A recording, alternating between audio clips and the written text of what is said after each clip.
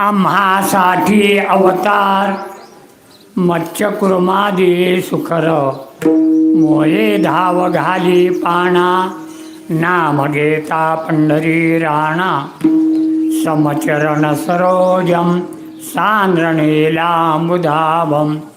जगन्हीतपाणिं मंडनं मंडनानां तरणतुलसीमाला कंधरं कंजनेत्रं सदयधवलहासं विठ्ठलं चिन्तयामि महायोगपीठे तटे भीमरत्या वरं पुण्डरीकाय दातुं मुनीन्द्रे समागत्य तिष्ठन्तमानन्दकन्दं परब्रह्मलिङ्गं भजे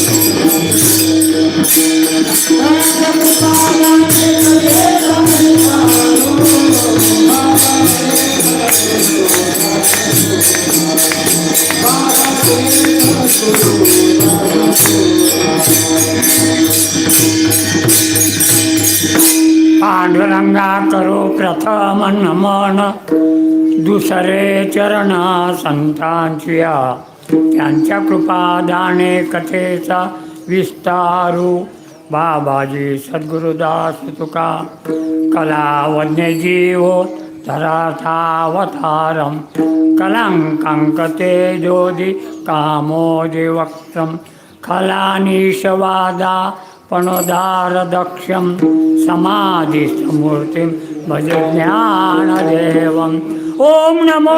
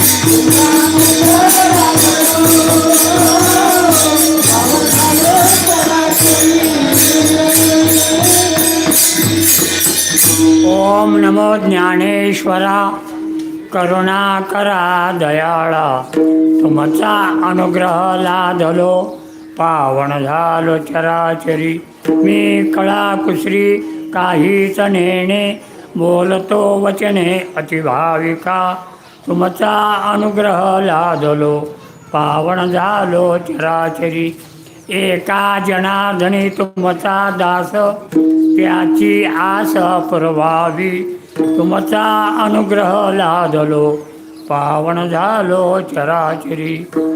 नमो सद्गुरू तुकया ज्ञानदीपा. नमो सद्गुरू सच्चिदानंद रूपा. नमो सद्गुरू भक्त कल्याणमूर्ती. नमो सद्गुरू भास्करा पूर्ण कीर्ती. विठ्ठला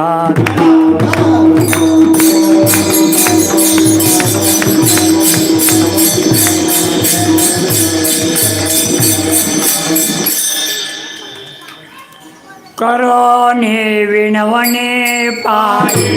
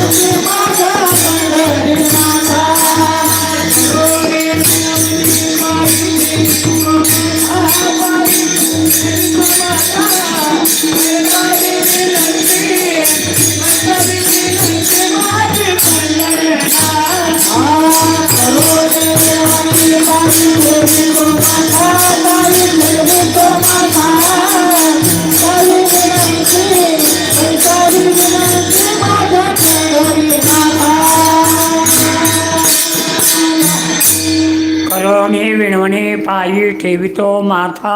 पैसावी विनंती माझी पंढरीनाथा.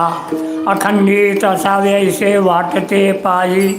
सावोनी संकोच ठाव थोडासा देई.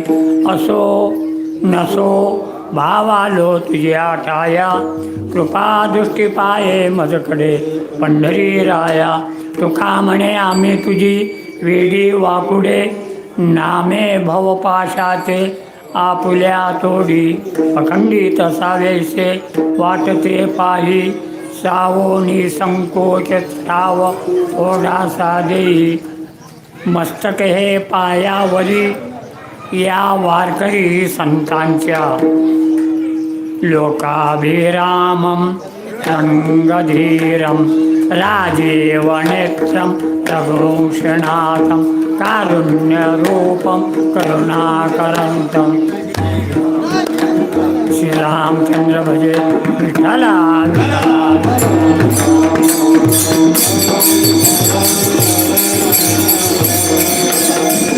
आम्हासाठी अवतार मत्स्य कुर्मादी सुकर. मोहे धाव घाली पाना. नाम घेता पंढरी राणा. प्रस्तुत श्रीराम जन्माच्या निमित्तानं हे कीर्तना कीर्तलेला अभंग देऊचे सुप्रसिद्ध साधू जगद्गुरू जगतवंदनीय विश्ववंदे महाराष्ट्रभूषण संत शांत आणि श्रीमंत असणारे जगद्गुरू तुकोबाराय यांचा करुणापर प्रकरणातील 6 चरणाचा उत्कृष्ट सोपा असा अभंग आहे. विठ्ठला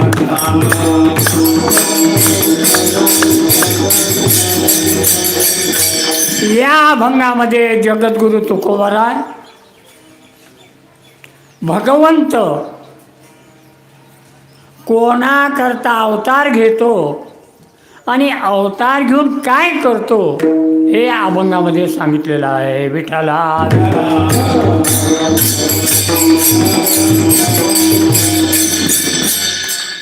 आजचा दिवस हा अत्यंत महत्त्वाचा आहे. तुम्ही म्हणाल कसं काय? नुसतं आपल्या पुणे जिल्ह्यापुरता नाही, सातारा जिल्ह्यापुरता नाही, सोलापूर जिल्ह्यापुरता नाही, महाराष्ट्रापुरता नाही, भारतापुरता नाही, ऑल वर्ल्ड जगाच्या विश्वाच्या करता अत्यंत महत्त्वाचं आहे विठाला. तो का महत्त्वाचा आहे? कोणी म्हणेल की रामजन्म हा त्रेतायुगामध्ये झाला. रामाचा जन्म त्रेतायुगामध्ये झाला. त्रेतायुग संपलं, द्वापारयुगही संपलं, कलियुग चालू आहे. कलियुगाचे 5000 वर्ष होऊन गेले, मग रामजन्म कशा करता अशी काही लोक शंका घेते. त्याचा आपल्याला तो उत्तर द्यायला एवढा टाईम नाही. अगोदरच एकता सुरला कटामांगरायाची. तर ज्याप्रमाणे 15 ऑगस्ट कशा करता, 15 ऑगस्ट कशा करता, 1947 15 ऑगस्ट 1947ला स्वातंत्र्य भारताला मिळालं. मग आता कशा करता? तर त्याचं उत्तर असं आहे की हा आपला भारत देश, माय कंट्रीज इंडिया, भारत देश हा 150 वर्ष गुलामगिरीमध्ये होता. त्याच्यातून मुक्त झाला म्हणून तो 15 ऑगस्ट आपण साजरा करतो आणि करावा. तसं मनुष्य हा प्रकृतीच्या परतंत्र्यामध्ये आहे आणि त्यातून सुटण्याकरता हा जन्म करणं अत्यंत महत्त्वाचं आहे विठाला.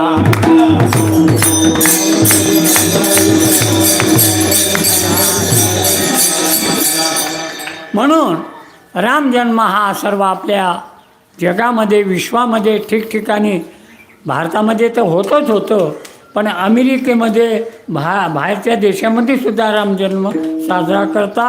आणि रामजन्माची आवश्यकता प्रत्येकाला वाटते ना, रामजन्म व्हावा. काय वाटतं? रामराज्य व्हावं, रामराज्य व्हावं. मग रामराज्य होण्याकरता रामजन्म केला पाहिजे विठाला.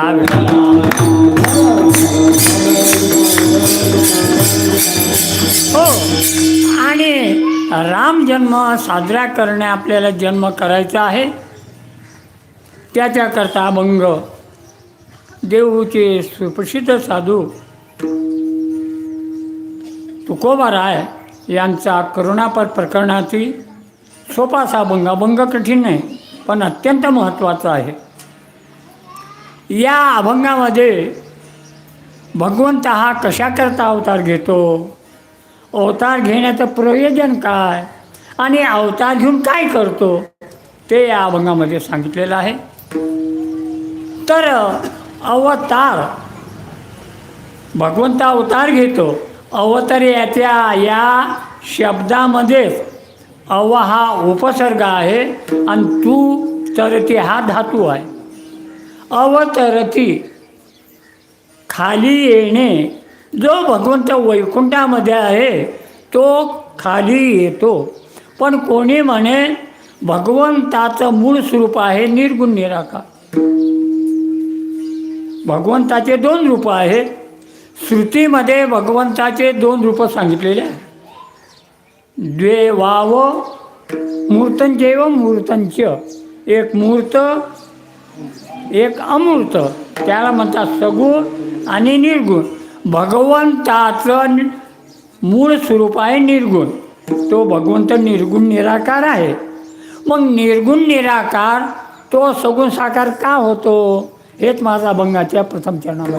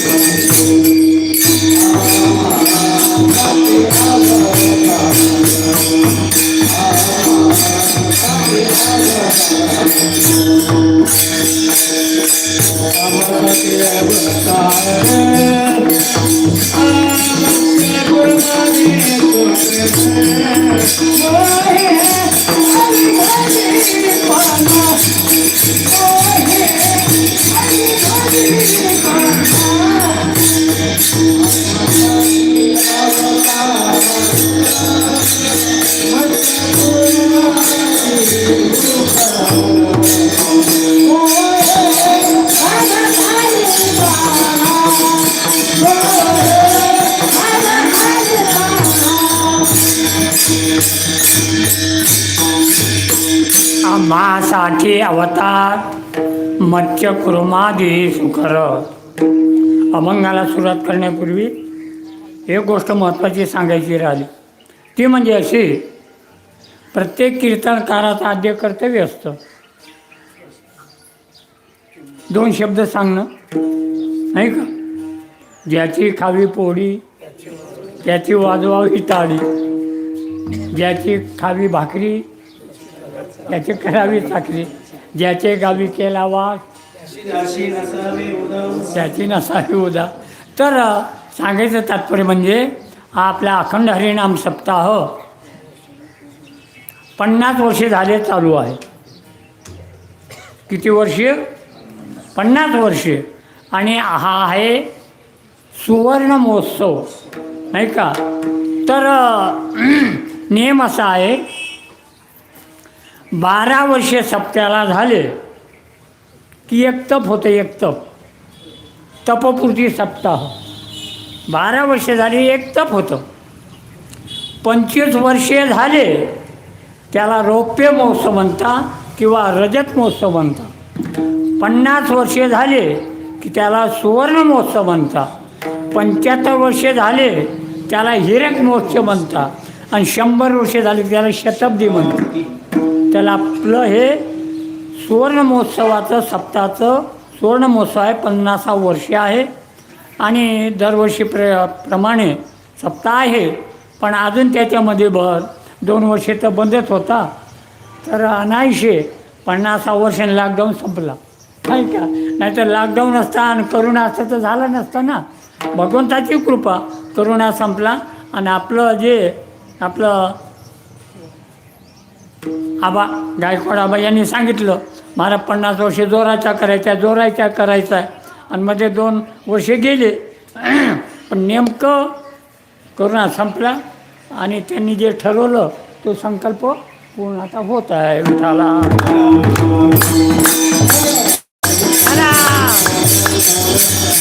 आणि या सुवर्ण महोत्सवाच्या या उत्सवाची माझी हे 8वी का 9वी, 10 दिवसाचा सप्ताह आहे ना आपलं. 9 दिवसाचा पाडव्याला सुरू झाला ना. ना, पाडव्याला सुरू झाला. आता 9वी म्हणजे 9वी सेवा आणि राम जन्माच्या उत्सवाची जन्माची सेवा माझ्याकडे आलेली आहे.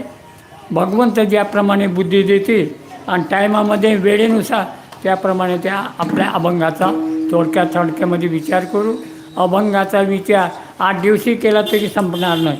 एक फक्त मत्स्यचं चरित्र सांगलं तरी कीर्तन संपेल. मत्स्य वराह अवताराचं चरित्र सांगे एक कीर्तन संपे. 10 अवताराचे 10 कीर्तनं झाले आणि आपलं एका तासात सर्व संपवायचं आहे. म्हणून भगवंत तुकोबाराय सांगता, त्या भगवंताने आम्हासाठी अवतार, आमच्याकरता अवतार घेतले. कोणते? मत्स्य कसे 10 अवतार हे घेतले. पण आम्हासाठी म्हणता, आम्हासाठी म्हणजे कोणाकरता? आम्हासाठी म्हणजे आम्हा भक्ता करता. आता हे झालं तुकोबारायचं म्हणणं झालं. पण स्वतः भगवंतसुद्धा सांगतो, चला 4थ्या अध्यायामध्ये भगवंत आपलं अवताराचं प्रयोजन सांगतो आणि केव्हा अवतार घेतो. यदा यदा हि धर्मस्य ग्लानिर्भवति भारत अभ्युत्थानम् अधर्मस्य तदात्मानं सृजाम्यहं परित्राणाय साधूनां विनाशाय च दुष्कृता धर्म संस्थापनार्थाय संभवामि युगे युगे.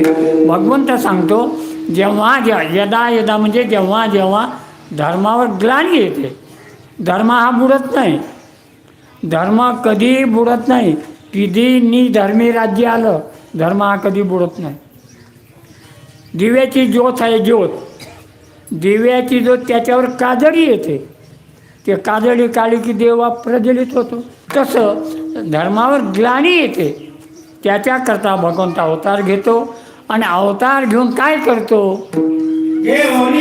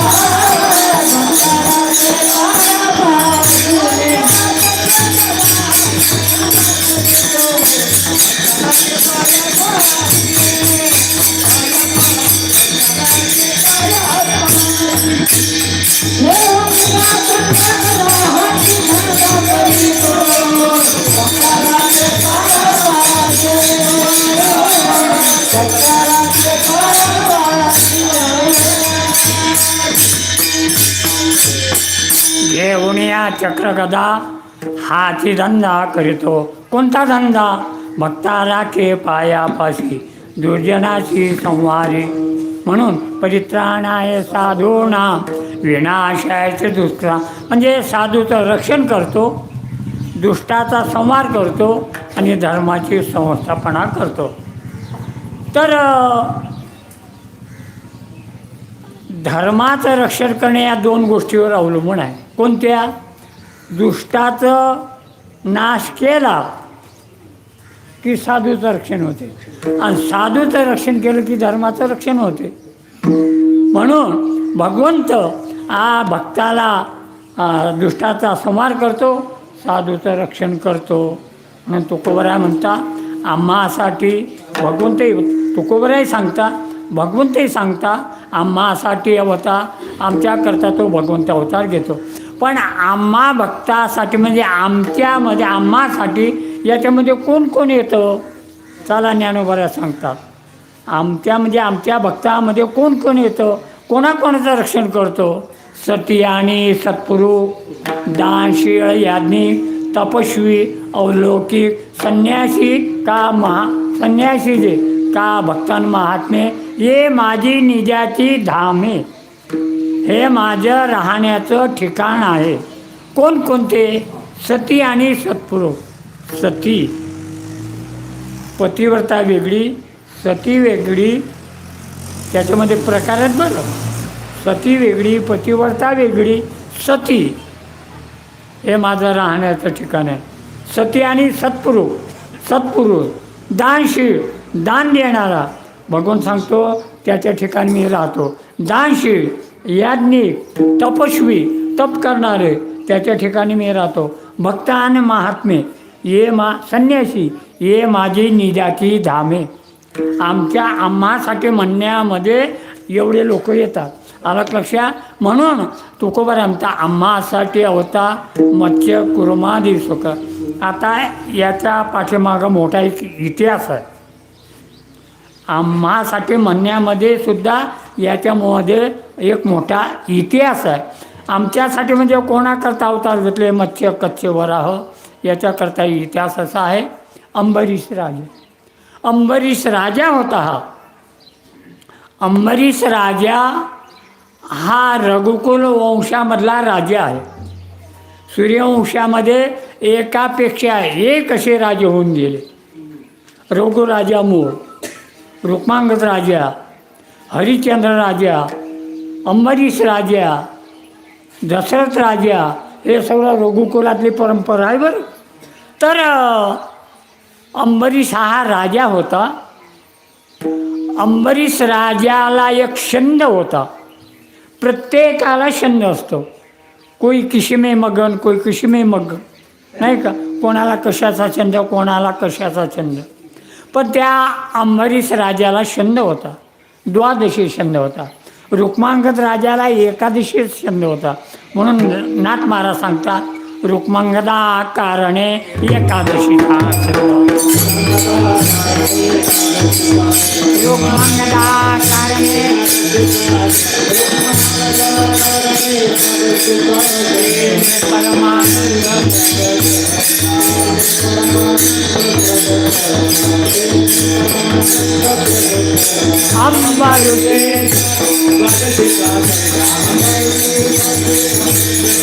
अंबरीशे कारणे द्वादशीला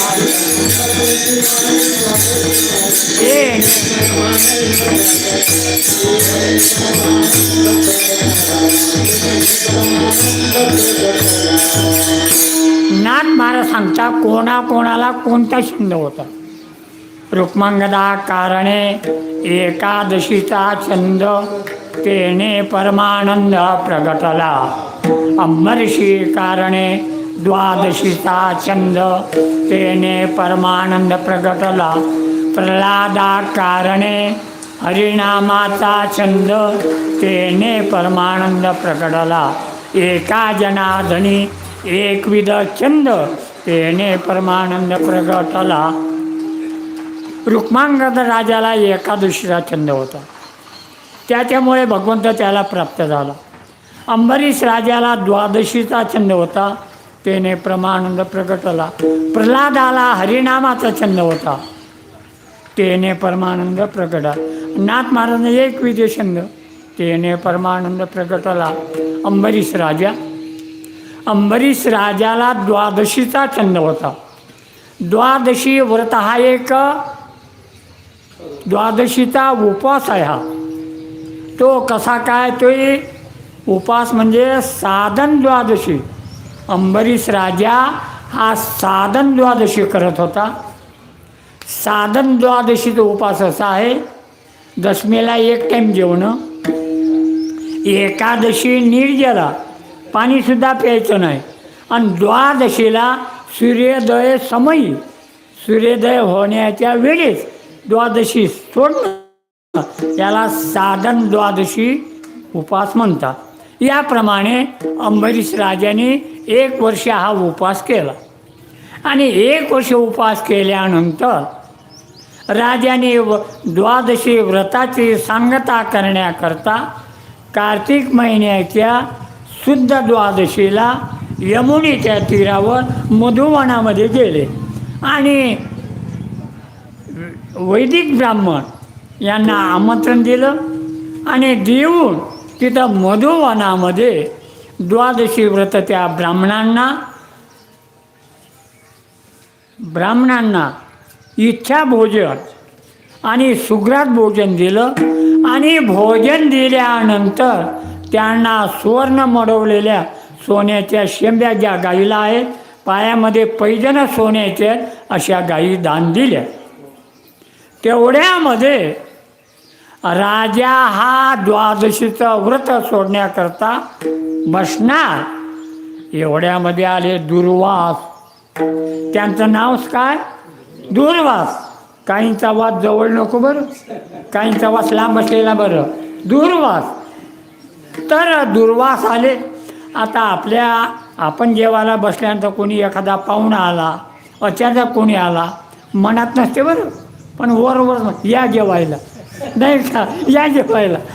तसं दुर्वास आल्यानंतर दुर्वास होते शापादपी शरादपी, भयंकर क्रोधिष्ट, भयंकर रागिष्ट, या जेवायला. जेवायला म्हटल्यानंतर ते म्हटलं अजून आमचे अनेक स्नान व्हायचं आहे, संध्या वगैरे व्हायचे, आम्ही स्नान करून येतो. ठीक आहे, या महाराज. स्नानाला गेले यमुना नदीवर, स्नान केलं. आपलं स्नान संध्या करण्याकरता वेळ लागला. वेळ लागल्यानंतर, बराच वेळ लागल्यानंतर इकडे काय झालं, द्वादशीचा व्रताचा टाईम होता, तो टाईम संपत आला. 2 सेकंद फक्त टाईम राहिला. काय करावं राजाला प्रश्न पडाल. व्रत सोडावं तर ब्राह्मणाचा अपमान केल्यासारखं होतं. दुर्वास ब्राह्मण होते, ऋषी होते. द्वादशी सोडावं तर ब्राह्मणाचा अपमान होतं. बरं, न सोडावं तर 12 महिने केलेलं व्रत वाया जाईल. काय करावं असा प्रश्न पडला. काय करावं. त्याच्यामध्ये असे विद्वान ब्राह्मण होते. त्यांना प्रश्न केला आपलं ब्राह्मणांना, मी काय करावं. आता व्रत सोडण्याकरता बसावं तर ब्राह्मणाचं अपमान होतं, ऋषीचं अपमान होतं. न सोडावं तर 12 महिने केलं व्रत वायाला जाईल. मग त्या ब्राह्मणाने याच्यामध्ये मार्ग काढला. अंबसा केवले नाथ, हे नाथ, तुम्ही पाण्याचं आचमन करा. पाणी घेण्यामध्ये कोणी म्हणेल त्यांनी जेवण केलं, पाणी घेण्यामध्ये न घेण्यामध्ये जमा आहे, असा मार्ग काढला. तेवढ्यामध्ये मग त्या दुर्वासाने ब्राह्मणाच्या म्हणण्याप्रमाणे 1 पडीभर पाणी हातावर घेतलं आणि आचमन केलं. आचमन केल्यानंतर तेवढ्यामध्ये दुर्वास आले. आता ते अंतर्ज्ञानी होते. ते म्हटले, खरे म्हणे, मला आमंत्रण दिलं आणि मला आमंत्रण दिल्यानंतर माझ्याकडे तू द्वादशी पारणं सोडलं. दुर्वासाला भयंकर राग आला आणि एकदम शाप दिला, तुला 10 जन्म मनुष्य योनीमध्ये घ्यावे लागतील, असा शाप दिला. आणि केसातून एक जटा उपटली आणि त्याच्या अंगावर सोडली अंबरीश राजाच्या. त्या जटेतून एक कृत्या निर्माण झाली आणि कृत्या निर्माण झाल्यानंतर ते अंबरीश राजाकडे गेली. तेवढ्यामध्ये भगवंताने अंबरीश राजाकरता सुदर्शन चक्र बॉडीगार्ड म्हणून ठेवलेलं होतं, सतत त्याचं रक्षण करण्याकरता. त्या सुदर्शन चक्राने त्या कृत्येचा नाश केला आणि ते सुदर्शन चक्र अंबरीश राजाच्या पाठीमागं लागलं. कोणाच्या? शाबा अंबाजी. मी म्हटलं यांचं लक्ष आहे की नाही बघू जरा. ते म्हणतात अंबरीश राजाकडे दुर्वासाच्या पाठीमागं लागलं. दुर्वासाच्या पाठीमागं लागलं. दुर्वास म्हणे, आता सुदर्शन चक्र, आता मरणाला कोण भीत नाही, सर्व घाबरतात. म्हणून तर करोनामध्ये काही माळकऱ्यांनी माळा काढल्या, कोरोनाकरता घाबरून आणि खायला सुरुवात केली ना, माळा काढल्या, माळा नाही का. कारण मरणाला भेटतं.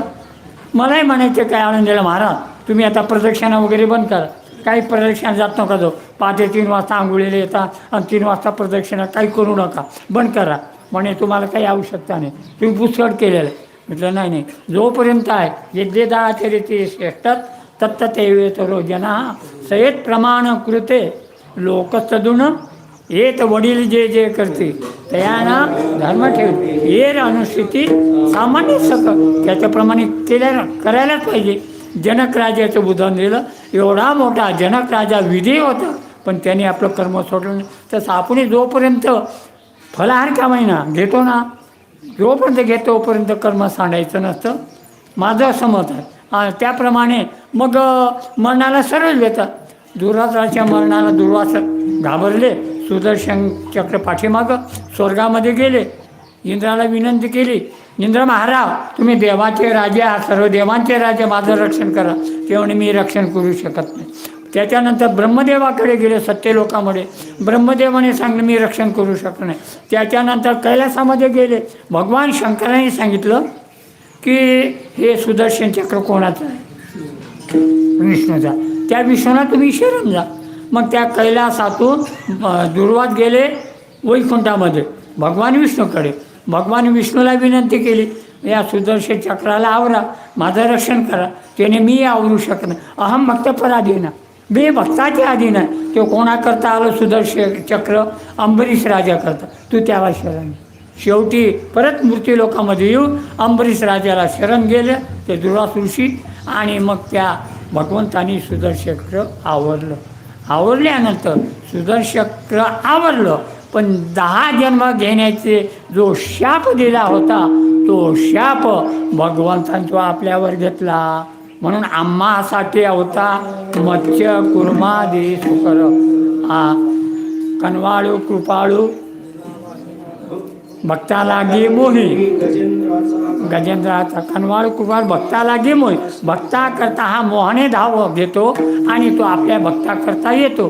तर त्या 10 अवतार कोण कोणते घेतले थोडक्यामध्ये पाहू. मत्स्य, कच्छ, वराह, नृसिंह, वामन, परशुराम, राम, कृष्ण, बौद्ध आणि कलंकी. हे 10 अवतार आहे. थोडक्यामध्ये मत्स्य अवतार कशा करता घेतला? का घेतला भगवंताने? भगवंत प्रलयोदकामध्ये झोपले असताना हयग्रीव नावाच्या राक्षसाने तो भगवंताच्या मुखातील वेद चोरून नेले.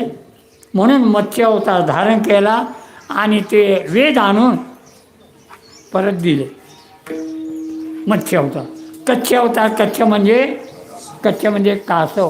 कासव अवतार कशा करता घेतला? कासव अवतार घेण्याचं प्रयोजन कारण का आहे? तर दुर्वासाच्या शापाने इंद्राची सर्व संपत्ती समुद्रामध्ये गडप झाली, बुडाली.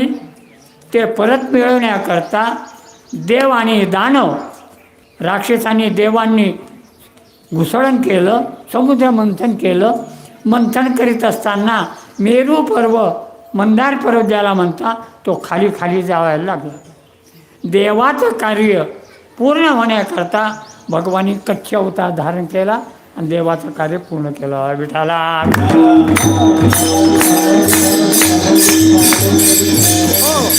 आता मत्स्य कच्छ वराह होता.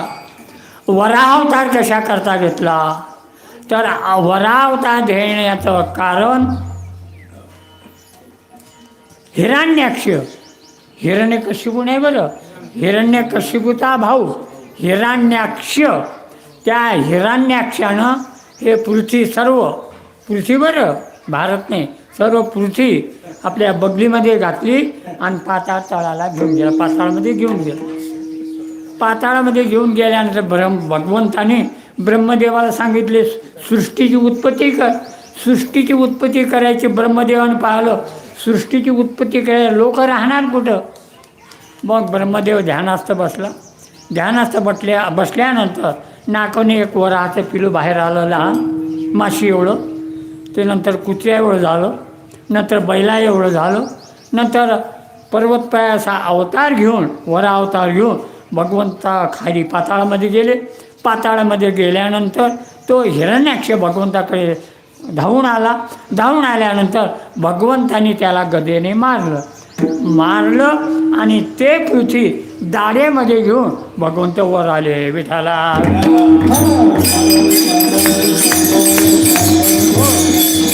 म्हणून हा वरा होता. आता चौथा आहे नृसिंह होता. नृसिंह, नृ म्हणजे माणूस, सिंह म्हणजे पशु. सिंह अर्ध शरीर माणसाचं खालचं आणि वरचं नरसिंहाचं. असा अवतार, विपरीत अवतार का घेतला? तर भक्त प्रल्हादाकरता भगवंताने नृसिंह अवतार घेतला. दोघा भावाकरता भगवंताला 2 अवतार घ्यावे लागले. हिरण्याक्षाकरता वराह अवतार आणि हिरण्यकशिपूकरता नृसिंह अवतार. भगवंताला 2 भावाकरता 2 अवतार घ्यावे लागले. हिरण्यकशिपूच्या पोटी भक्त प्रल्हादाचा जन्म झाला. हिरण्यकशिपू आणि कयाधू यांना प्रल्हाद नावाचा मुलगा झाला.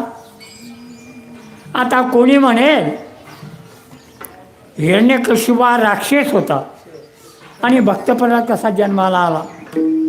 आपले लोक म्हणतात ना, बीज तसे फळ, नाही का, विहारामध्ये म्हण आहे बीज तसा फळ. मग राक्षस होता, राक्षस जन्माला यायला पाहिजे. ही परंपरा बघा, एक राक्षस एक भक्त, एक राक्षस एक भक्त. हिरण्यकशिपू राक्षस, पण त्याच्या पोटी जन्माला भक्त प्रल्हाद. आता भक्त प्रल्हाद जन्माला आला ना, मग भक्ताच्या पोटी भक्त जन्माला यायला पाहिजे ना, पण त्याच्या पोट्याला विरोचन राक्षस. आता तो राक्षस, त्याच्या पोट्याला बळीराजा, दानसूर. एक भक्त एक राक्षस, एक भक्त एक राक्षस, अशी परंपरा आहे. तर हिरण्यकशिपूच्या पोटी भक्त प्रल्हाद जन्माला आला. तो उगीच जन्माला आला नाही, राक्षस होता. पण त्याला कारण असं आहे की ज्यावेळेस काही अधू गर्भवती होती आणि इंद्राने पळून नेलं, नारदाच्या सांगण्यावरून तिला सोडलं. ते नारदाच्या आश्रमामध्ये राहिली. नारदाचं रोज भजन, श्रीमन नारायण नारायण नारायण,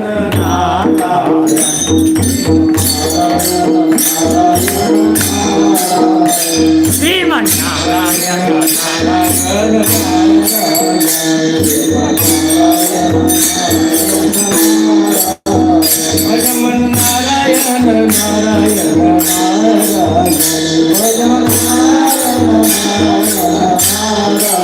लक्ष्मी नारायण नारायण लक्ष्मी नारायण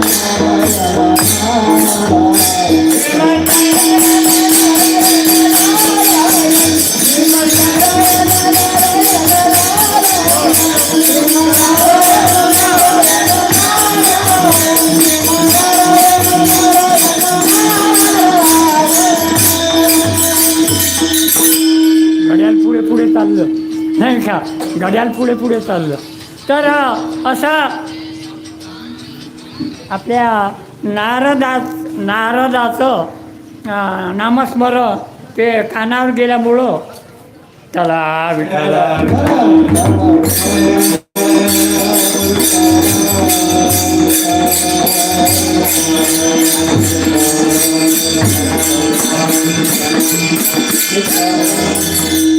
एकाला कीर्तन ऐकायचं आहे म्हणून ते लावलेलं आहे. कीर्तन ऐकायचं रामजन्मात. तर सांगायचं तात्पर्य, आपला विषय चालू आहे, असं नामस्मरण झालं म्हणून तो भक्त प्रल्हाद जन्माला आला. सत्वर उच्चार बोलला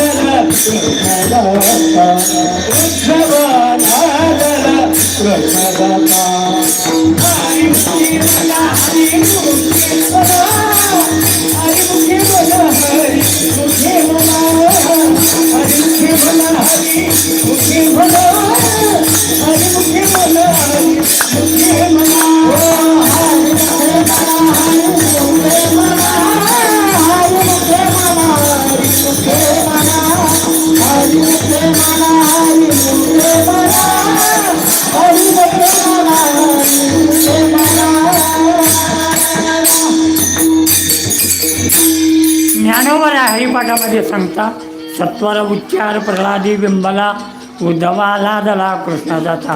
म्हणून भक्त प्रल्हादाचा जन्म झाला आणि त्याला शिकवण्याकरता हिरण्यकशिपूने षंड आणि अमर्क हे दोन गुरु शिक्षक ते ठेवले शिकवण्याकरता.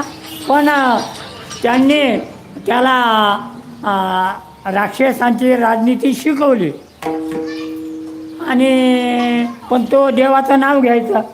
शेवटी ते षंड आणि अमर्क गेले राजाकडे आणि सांगितलं की राजा महाराज, आम्ही जे शिकतो हा म्हणत नाही, तो देवाचंच नाव घेतो. म्हणून एके दिवशी हिरण्यकशिपू प्रल्हादा बोलावलं अरे बाळा तू काय शिकला म्हणून दाखव बरं. तो म्हणे येरू म्हणे नारायण, नारायणाशिवाय मी दुसरं काय शिकणार. अरे तो माझा शत्रू त्याचं नाव घेतो म्हणून त्याला मारण्याकरता हिरण्यकशिपूने 11 प्रयोग केले. 11 प्रयोग. त्याला विष दिलं, पिण्याकरता विष दिलं तरी तो मेला नाही. पर्वताच्या वरून ढकलून दिलं तरी मेला नाही. उकडत्या कढीच्या तेलात टाकलं तरी मेला नाही. त्याच्यानंतर हत्तीच्या पायाला बांधलं तरी मेला नाही. मोठमोठे वासुकी नावाचे सर्प, मोठमोठे सर्प सोडले त्याच्या अंगावर तरी तो मेला नाही. शेवटी प्रल्हाद म्हटला, आपला हिरण्यकशिपू म्हटला, अरे का रे बाळा मी एवढे प्रयोग केले तू मरत नाही, तुझं रक्षण करणारा कोण आहे. हिरण्यकशिपूने प्रल्हादाला प्रश्न केला, तुझं रक्षण करणारा कोण आहे. प्रल्हादाने काय उत्तर दिलं. त्या प्रल्हादाने सांगितलं, जो सर्वांचं रक्षण करतो तो माझं रक्षण करतो. सर्वांचं जो रक्षण करतो तो माझं करतो. तो आहे कुठं. त्यांनी सांगितलं तो कोठे नाही, तो सर्व ठिकाणी आहे. विठ्ठला जडीस्थळी भरला, रीता ठावणाय उरला, आज मी या दृष्टीने पाहिला. विठ्ठलाची विठ्ठल अनुरेणुया महितो महिया.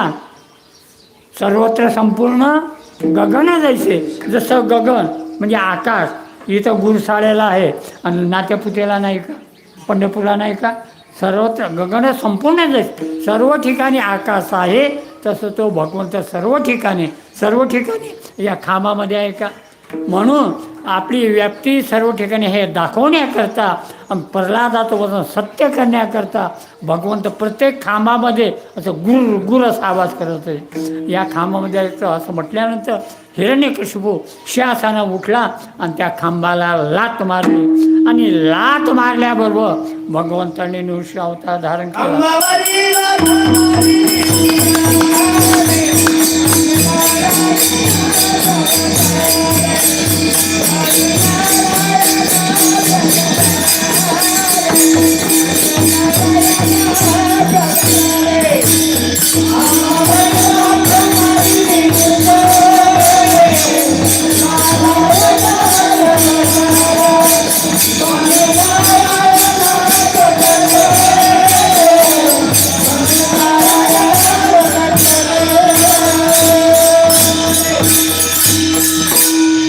खांबावरला त्या दुर्जनाने मारल्याबरोबर भगवंत प्रगट. हाके सरखी उडी कालोनिया स्तंभपोटी, ऐशी कृपा भगवंत कोण माझे बेटा ये नृसिंह अवतार. पुढचा घ्या वामन अवतार. थोडक्यामध्ये आता नाही का वामन अवतार. त्या बडीनं यज्ञ केला. यज्ञामध्ये जाऊ देवाचा पक्ष घेऊन आणि मग 3.5 पावलं दान मागितलं. आपल्या भगवंतानी वामन अवतार घेऊन एका पायामध्ये सर्व पृथ्वी आठवली, दुसऱ्या पायामध्ये सर्व पाताळ आठवले. पहिल्या पायामध्ये आपण राहतो हे 7 लोक म्हणतात, भूलोक भोरलोक स्वर्लोक मोरलोक जनलोक तपलोक हे 7 लोक आठवले. आणि दुसऱ्या पायामध्ये अतल वितल सुतल महातळ रसातळ पाताळ हे 7 पाताळ आठवले. तिसरा पाय कुठे ठेवायचं तर डोक्यावर ठेवा म्हटल्याबरोबर डोक्यावर ठेवलं आणि त्याला पाताळात घातलं. राखे दारवंता बडीचा सारथी झाला अर्जुनाचा. आणि अजूनही तो भगवंत बडीच्या दारामध्ये आहे. म्हणजे हा वामन होता. आता परशुराम होता. परशुराम अवतार कशा करता सर्व क्षत्रिय कुमार्गी झाले, उन्मत्त झाले, म्हणून क्षत्रियाचा नाश करण्याकरता परशुराम अवतार घेऊन 21 वेळा क्षत्रियाचा नाश केला. म्हणून परशुराम होता. राम अवतार आपण आता थोड्या वेळामध्ये पाहणार होता. कृष्ण अवतार भगवंताने कृष्ण अवतार का घेतला, सर्व भक्तांची इच्छा पूर्ण करण्याकरता, त्यांचे पूर्ण करण्याकरता कृष्ण अवतार घेतला. बौद्ध अवतारामध्ये याच्यामध्ये थोडा वाद आहे. कोणता बौद्ध अवतार, कोणी कोणता म्हणता, पण बौद्ध अवतार कोणता तर बौद्ध अवतार अजय वृक्षामध्ये भागवताच्या प्रमाणे तो झालेला आहे. आणि नामदेवरायाच्या प्रमाणावरून जो पांडुरंग परमात्मा विटेवर उभा आहे तोच बौद्ध अवतार आहे. विठ्ठला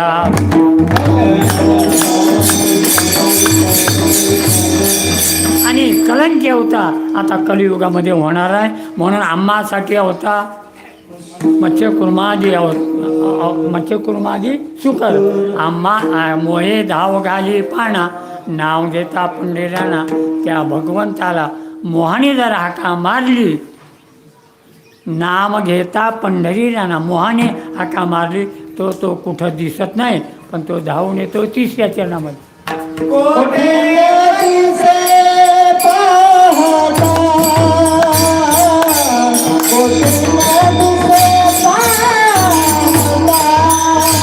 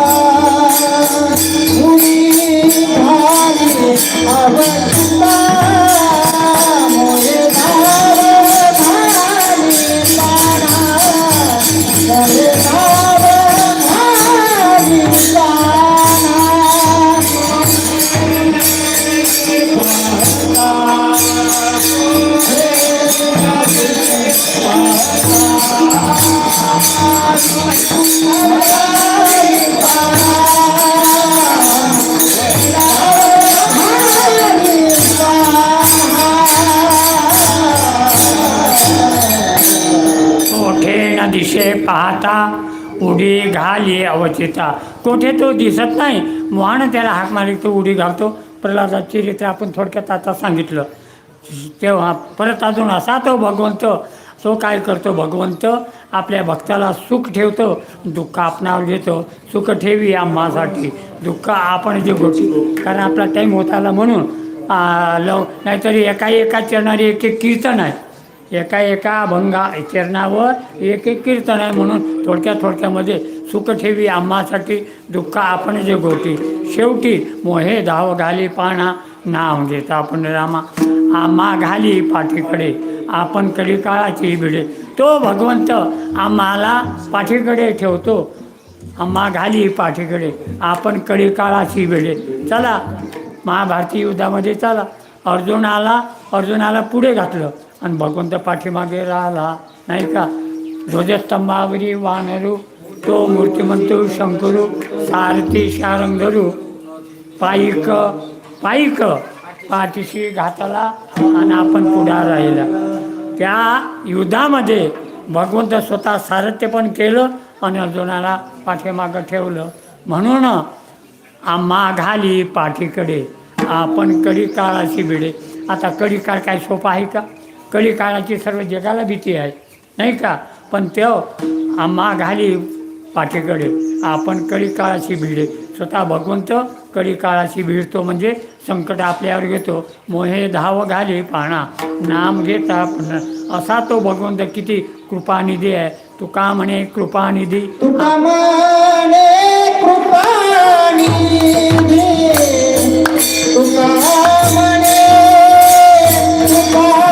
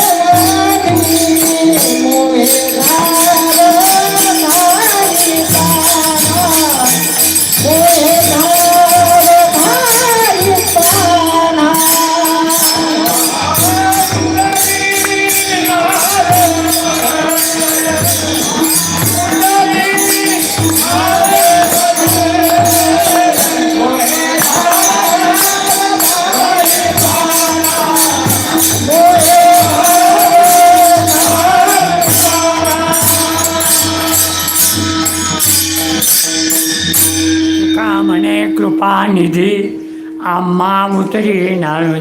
तो भगवंत कृपानिधी आहे. दया तो कृपा करुणा सिंधू, दया तो कृपा करुणा सिंधू. तो कृपेचा सिंधू म्हणजे समुद्र. तुका म्हणे हा तो कृपेचा सागर. नामासाठी पार तेशा मम समुद्रता मृत्यू संसार सागर. तुका म्हणे कृपानिधी आम्हा उतरी नावेमध्ये. मोहे धाव घाली पाणा नाम घेता पंढरी राणा. डब्बा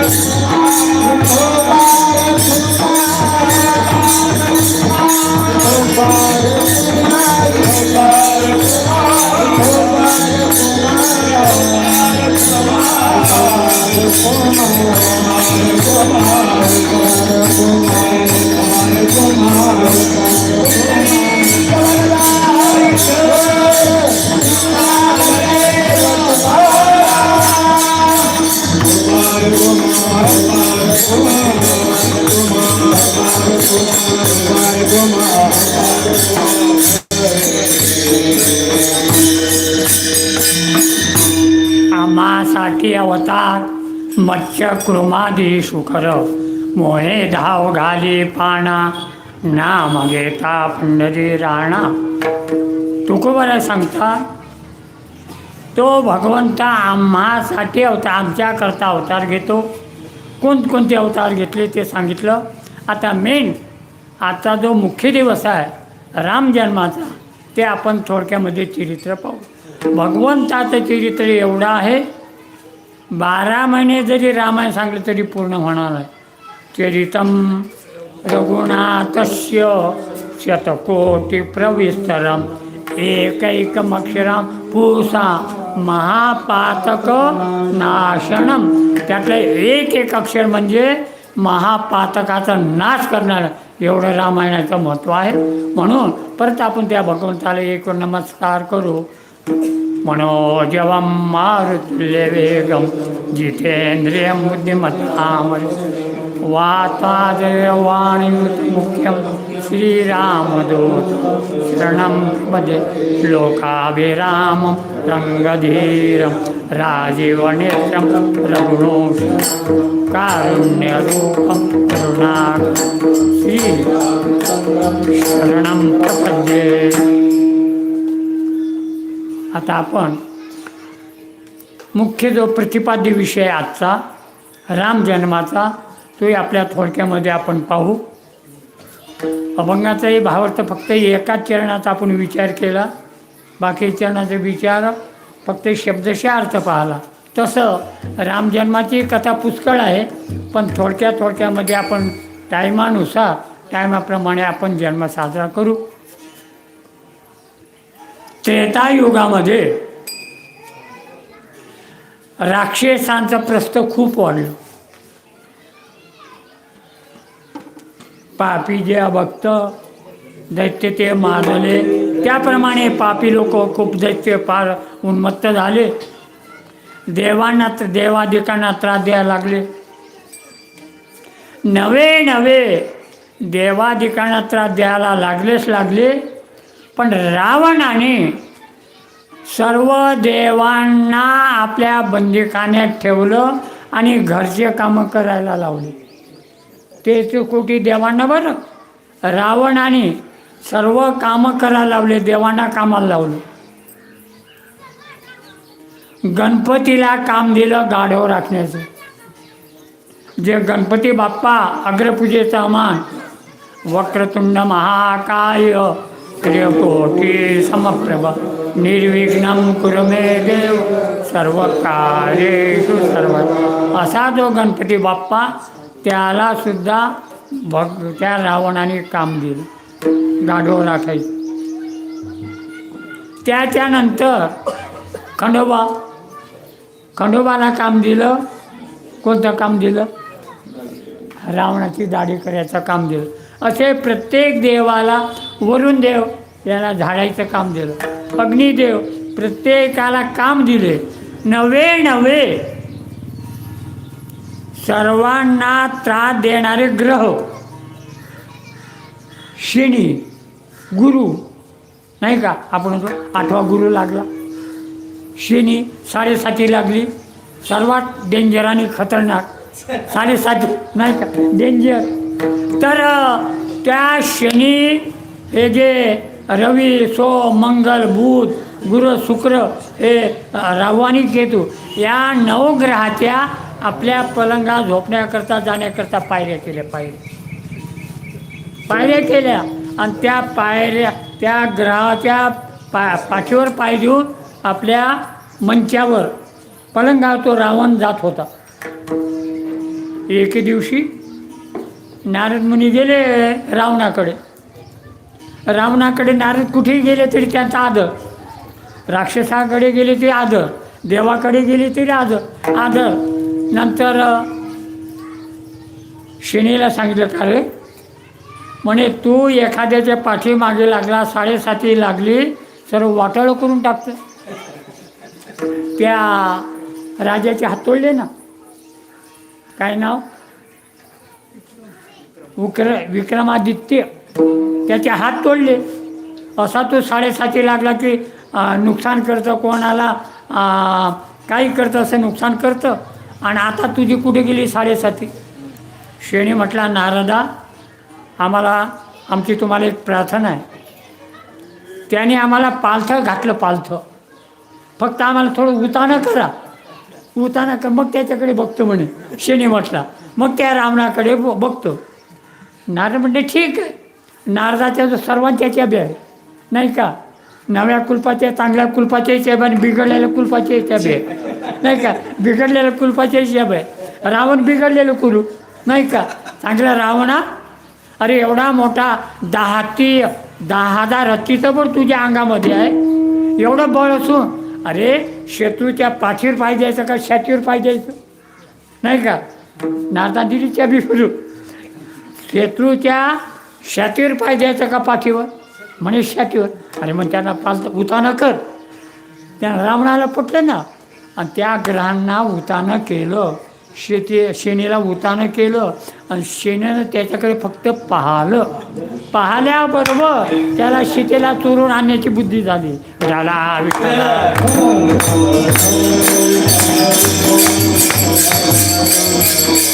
आणि शेवटी सर्व रामायण घडलं नाही का. मी कशाकरता सांगितलं, सर्व देवांना त्यांनी कामं लावले, बंदीखान्यात ठेवलं. सर्व देवाकडे गेले, वैकुंठामध्ये प्रार्थना केली.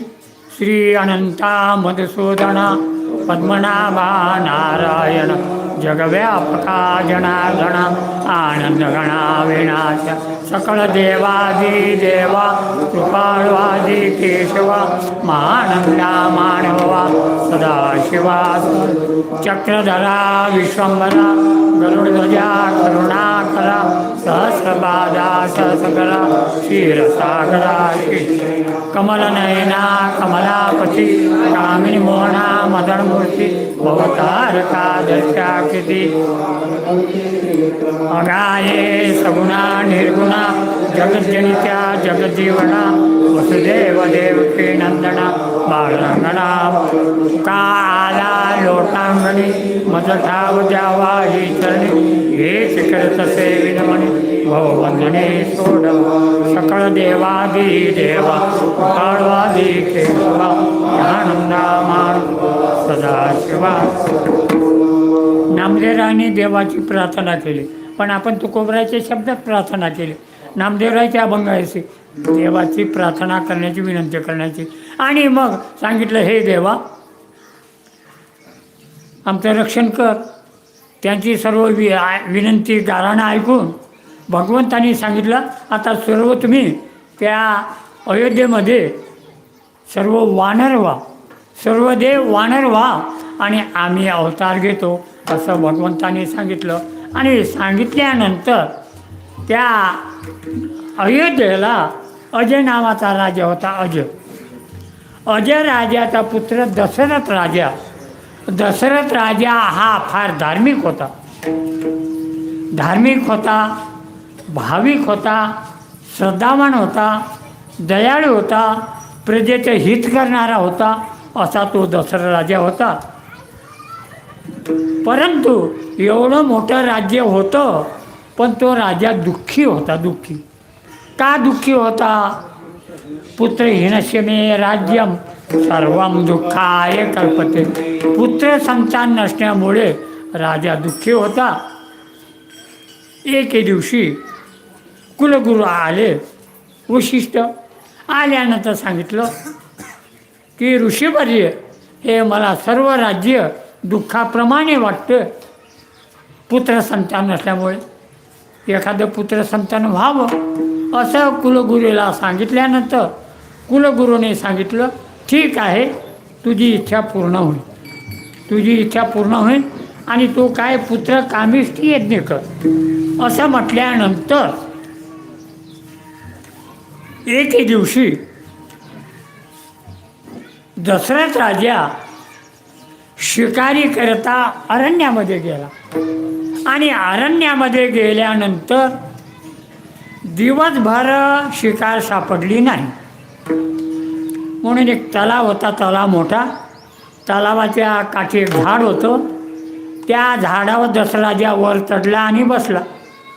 कशा करता? रात्री एखादं स्वापद पाणी पिण्याकरता येईल, मग आपण शिकार करू. असं असल्यानंतर इकडे काय झालं, श्रावण बाळाचे आई वडील अंध होते. अंध आई वडील अंध होते. मग श्रावण बाळाने इच्छा केली, आपल्या आईवडिलांनी इच्छा केली, बाळा श्रावणा. श्रावण बाळ मातृपितृभक्त होता बरं. काही फक्त मातृभक्त असतात, काही फक्त पितृभक्त असतात, काही मातृभक्तही नसतात आणि पितृभक्तही नसतात, आईवडिलाला मारतात. आणि काही पितृभक्तही असतात आणि मातृभक्तही असतात. त्याच्यामध्ये श्रावण बाळ मातृपितृभक्त होता. आईवडिलांना सांगितलं, अरे श्रावणा बाळा, आम्हाला एक वेळेस काशीला ने.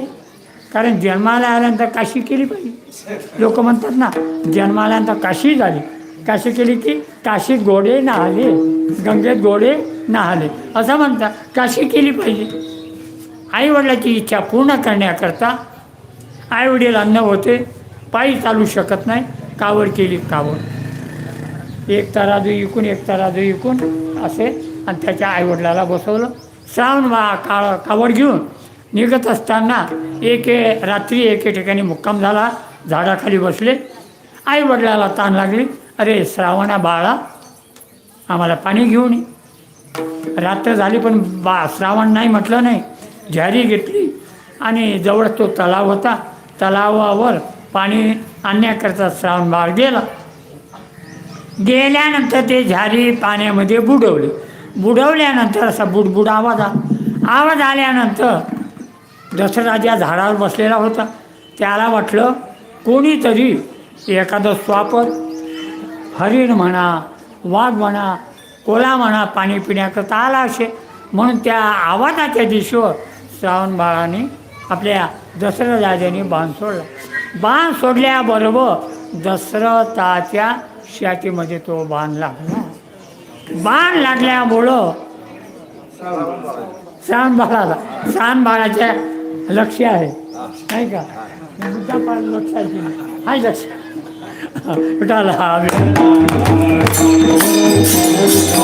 श्रावण बाळाला छातीमध्ये बाण घुसला. तो बाण काय फाशापुरत्याचा बाण नव्हता. ते फाशी पार त्यांचा बाण होता का? दशरथ राजाचा बाण होता. तो बाण एकदम हातपाय छातीमध्ये गेला. श्रावण बाळ धाडकनी खाली पडला. पडल्यानंतर हे राम, रामाचा अवतार व्हायचा होता बरं, तरी पण हे राम, कारण वाल्मिकीने अगोदरच लिहून ठेवलं, रामाचा जन्म होण्यापूर्वी बोलेला वाल्मिक कैसेची करेल. रामाला त्याप्रमाणे वागावं लागलं. आता वागावं लागलं आणि दशराजाला कोणीतरी आपल्या माणसाची हत्या घडली. खाली उतरला, पाहतो श्रावण बाळ आहे. जीव गेलेला नव्हता. तो म्हटला, हे राजा, माझे आई वडील झाडाखाली बसलेले आहे, त्यांना फक्त एवढं पाणी नेऊन दे, झारी पाण्याची भरली नेऊन दे, पाणी माझ्या आईवडिलाला पार, आणि प्राण सोडलं. दसरा राजा झारी घेऊन आला आईवडिलाकडे, घ्या पाणी. पण तो राजा बोले ना. श्रावण बाळाचे आईवडील म्हटले, अरे श्रावणा तू बोलत का नाही? तुला आम्ही रात्री पाण्याकरता पाठवलं, राग आला का? म्हणून बोलत नाही का? तरी आता श्रावण बाळ नव्हताच ना, तो बोलायलाच राव नाही. आम्हाला शाळेमध्ये कविता होती, शर आला तो धावणे आला, काळ पिवळ झाला श्रावण बाळ, अशी कविता ती मोठी चांगली. ती कविता म्हटलं की हृदयाला पाण्या फुटला पाहिजे, अशी कविता होती. आणि मग तू द्यायला तर नाही, शेवटी तू बोलला तर ठीक आहे, नाहीतर आम्ही पाणी पिणार नाही, असं म्हटल्याबरोबर दशरथ राजाला नाईविलाज जास्त बोलावं लागलं. मी अयोध्येचा दशरथ राजा आहे, माझ्या हातून श्रावण बाळाची हत्या झाली, हे तुम्ही पाणी घ्या. शेवटी माता पिता होते, वृद्ध झालेले होते, अवस्था त्राण राहिलेला नव्हता शरीरामध्ये, आणि अशा वेळेत तरुण बाण आणि आज्ञाधारक मुलगा मेला, किती वाईट वाटलं असे. अरे राजा, आमचा आता मुलगा मेला, आम्हाला जसं दुःख झालं तसं तुलाही बी, तुझ्या मृत्यूच्या तुलाही बी पुत्र होईन, पुत्राच्या वियोगानं तुला मरण येईल, असा शाप दिला. पण त्या राजाला बरंच वाटलं. शाप दिला, दुःख वाटलं का? मुलगा होईल, मुलगा तो हा आनंद झाला. शेवटी दशरथ राजा आला, वशी कुलगुरूच्या प्रमाणे आपल्या मग ज्या राक्षसांचे गुरु शुक्राचार्यांचा पराजय झाला, राक्षसांचा पराजय झाला. देवाचे गुरु बृहस्पती यांना आनंद झाला, देवानाही आनंद झाला. तेवढ्यामध्ये आग मुडला. आग मुडल्यामुळे काही त्या चाकामध्ये हात घालून रथ चालू केला. दसऱ्याचं काम झालं. तिला 2 वर दिले, पण ते म्हणे वर आता सध्या नको, मला जेव्हा काम पडेल तेव्हा मी मागेन. आणि मागितल्यानंतर मग इकडे काय झालं, इंद्राने काय केलं की अप्सरा पाठवल्या, आणि विभांडक ऋषीचा मुलगा कोण, ऋषशृंग, त्याला भुलून आणलं. भुलून आणल्यानंतर दशरथ राजाचा मित्र शांतनू नावाचा होता, त्याची मुलगी शांतना ते त्या ऋषशृंगाला देऊन त्या दोघांचं लग्न लावून दिलं. तिथं विभांडक ऋषी आले. 12 वाजले का? टाईम आहे ना?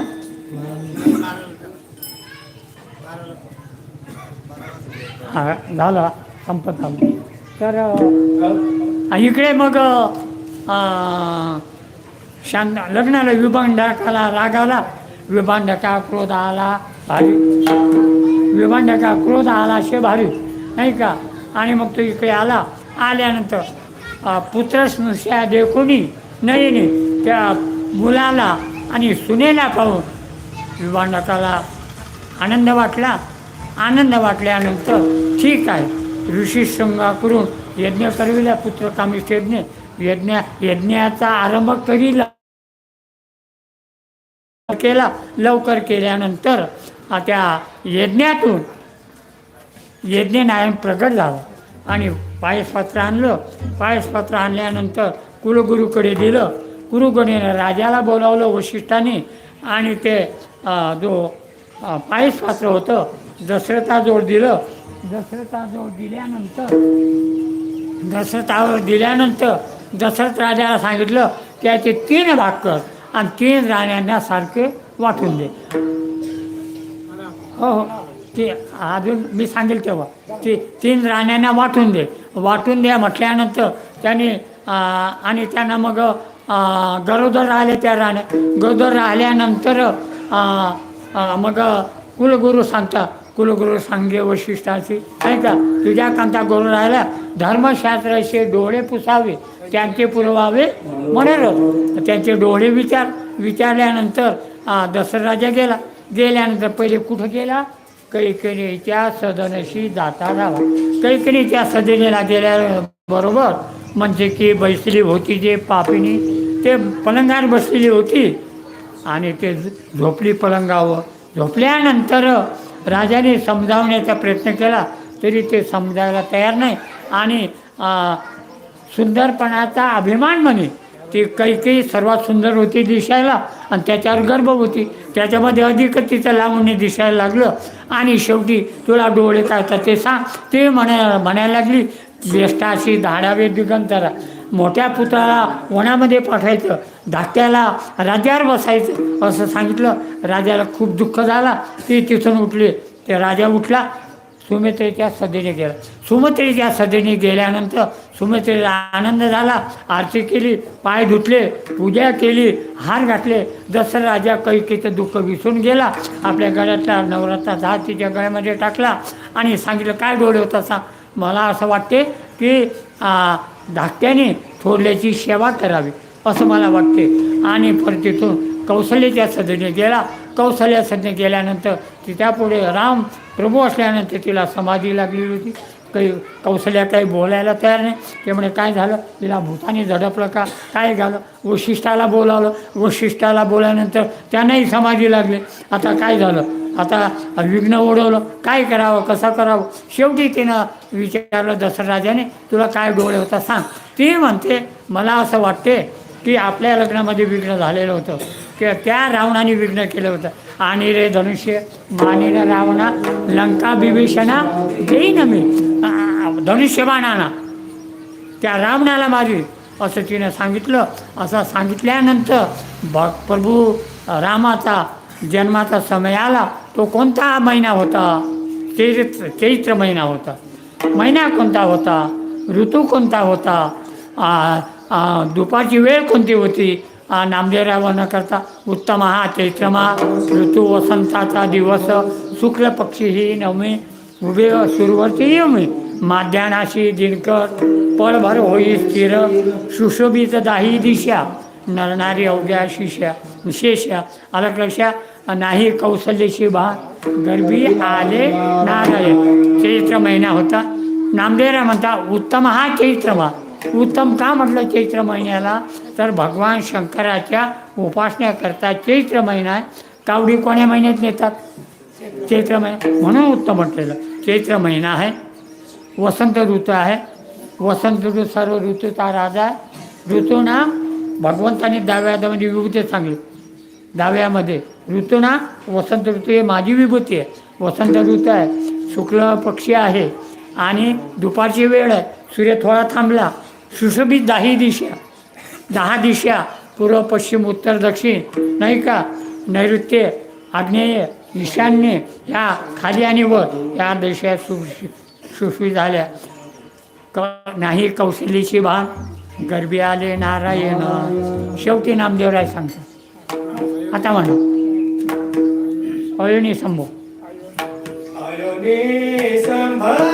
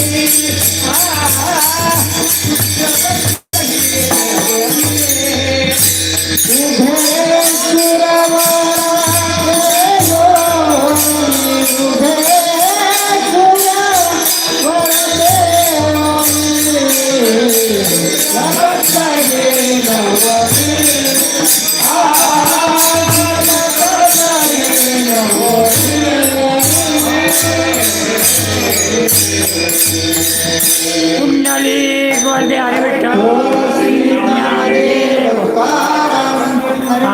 भगवान की जय. श्री राम जय जय राम हा श्री राम जय जय राम राम जय जय राम. राम जय जय राम. राम राम जय जय राम. राम जय जय राम. राम राम जय जय राम. राम राम जय जय राम. राम राम जय जय राम. राम राम जय जय राम.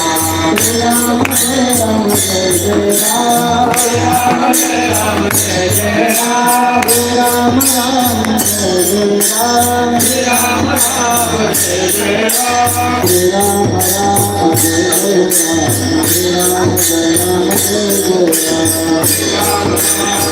राम. राम जय जय राम. राम राम जय जय राम. राम राम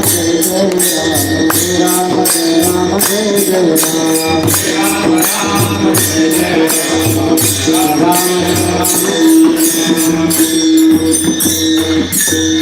हरे राम राज्य काय हरे राम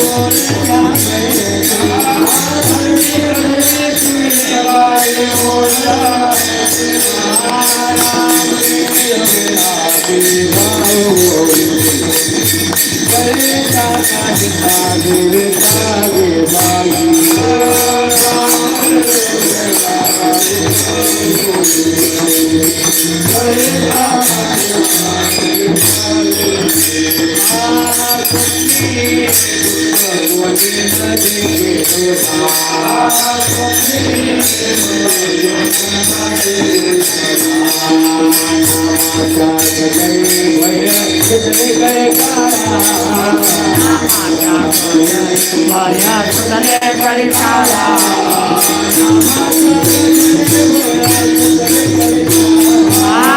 नामाच्या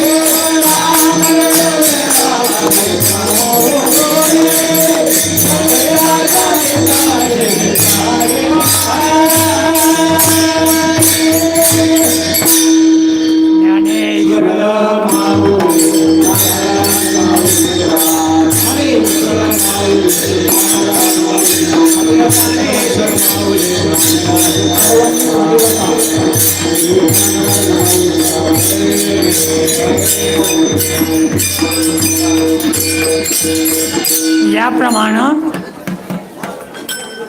त्रेतायुगामध्ये अयोध्येला दुपारी 12 वाजता चैत्र शुद्ध नवमीला भगवंताचा जन्म झाला. पण एकदम जन्म झाला तो कौशल्याच्या पुढे 7 वर्षाचा. किती वर्षाचा? एकदम 7 वर्षाचा. कौशल्या म्हटली, देवा तू लहान हो. मग आई करता भगवंत लहान झाले. आणि लहान झाल्यानंतर त्यावेळेस त्या अयोध्येमध्ये काय परिस्थिती होती तुकोबारांनी वर्णन केलं. झाले रामराज्य काय उणे आमासी, धरणी धरपिके गाय ओळल्या आमची. राम वेळ वेळा मी गाऊ ये, दळिता कांडिता जेविता गे बाई. स्वप्नीचे दुःख कोणी न देखे डोळा, त्या गजरे बाई सुटले करी काळा. तुका म्हणे रामे सुख दिले आपुले, त्या गर्भवासीने ताने कुंटले. रामाचा अवतार झाल्यामुळे तिकडे जिकडे तिकडे सुख झालं. स्वप्नामध्ये कोणाला दुःख नाही आणि गर्भवासाचं येणं जाणं सुद्धा खुंटलं. म्हणून आपल्यालाही आपल्याला सुख व्हावं असं वाटत असेल, गर्भवासाचे फेडे चुकावे असे वाटत असेल, तर त्या रामाचा जन्म साजरा करत जावा. रामाचं नाव घ्यायचं म्हणजे भगवंताचं नाव घ्यायचं. तो एकच आहे. राम तोच आहे, कृष्ण तोच आहे, विठ्ठली तोच आहे. फक्त नाव वेगवेगळं आहे. जशी बाई एकच असते. मुलगा आई म्हणतो, पुतण्या काकी म्हणते, नातू आजी म्हणते. व्यक्ती एकच, तसं भगवंत एकच, त्याला वेगवेगळे नाव आहे. त्या म्हणून तुका म्हणे कृपानिधी आम्हा उतरी नावेमध्ये. त्याचं नाव जर घेतलं तर तो भगवंत आपल्या नावाचा अभिमान असतो. आपल्या भक्ताचा काय करतो? उद्धार करतो. म्हणून आपलाही उद्धार व्हावा असं वाटत असेल त्या भगवंताचं नाव घ्यावं. झालेली सेवा प्रभू रामचंद्राच्या चरणी अर्पण करून प्रभू रामचंद्राला एकच विनंती करायची, हे भगवंता दुर्बुद्धी ते म्हणा कदा अनुपदो नारायणा, आता माझ्या शेखरी तुझे पाय चित्ती धरी. उपदाला ठाव तुमचे कृपेचे पोषणे, जन्मोजन्मी तुका म्हणे.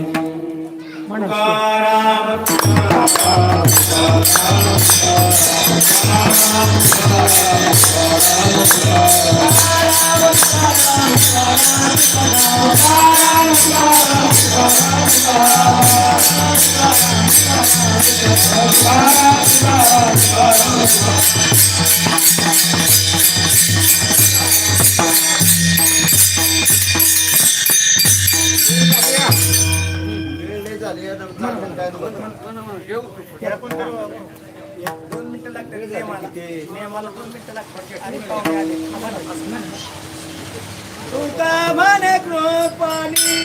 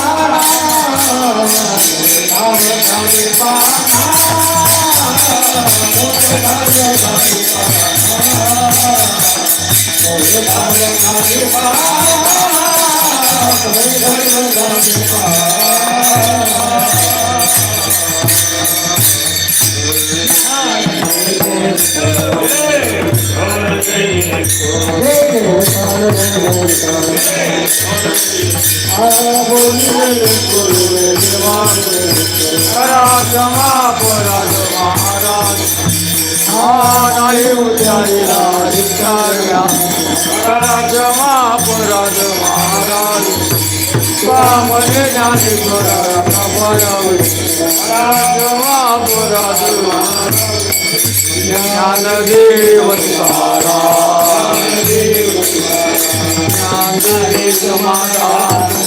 ज्ञानदेव आता उठावे ते मनाई उठा उठा उठा सगळे आता उठावे ते मनाई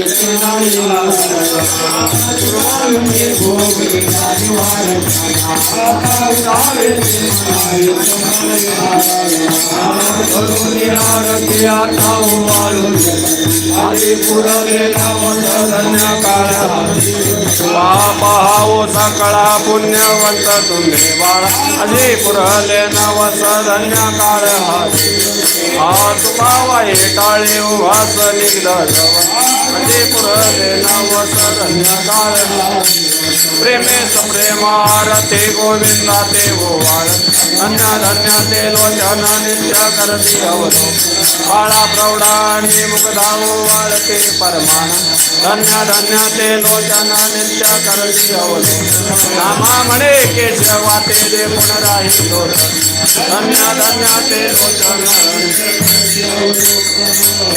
उत्कट साधूने शिळासे तो बांधुने लिंग देह लंका पुरे दोन सोडी काम क्रोधादीच राक्षस मर्दोनी देह अंबावना रावणा निवटोनी जय देव जय निजबुध रामा परमार्थी आरती सद्भावे आरती परिपूर्ण कामा प्रथम सीता शुद्धी हनुमंत गेला लंका धन करुणी अकया मारिला जम्बो मारी बोले त्राणीला आनंदाची बुडी घेऊन आला जय देव जय निजबुध रामा परमार्थी आरती सद्भावे आरती परिपूर्ण कामा निजबळे निशक्ती सोडवली सीता म्हणून झाले अळीदार